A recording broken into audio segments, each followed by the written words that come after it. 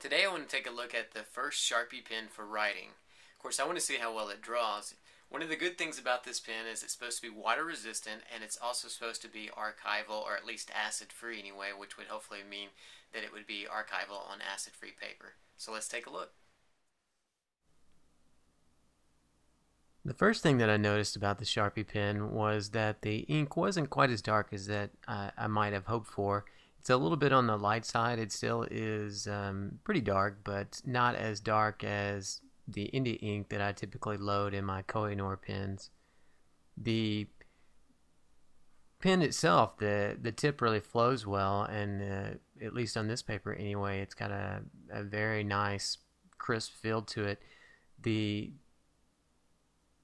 ink didn't bleed any into the paper, which is typical even of some of my more expensive pens on a lot of different types of paper.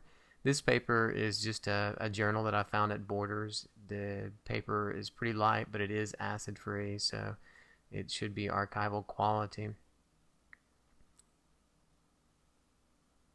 I did find that as I was drawing that I did want to go back over a few of the lines to get them a little bit darker, but all in all, it has a real nice feel to it. The weight of the pen itself is nice. It's remarkably light and is pretty well balanced. I'd say maybe a little bit heavy towards the tip, but that's pretty typical for most pens.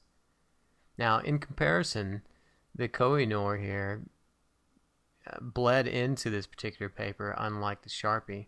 The Koh-i-Noor that I chose for this one is the .50 tip.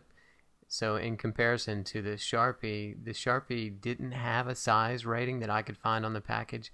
And I would say it was just a little bit thicker than the Koh-i-Noor, so maybe a .55. So a nice kind of light depth to it.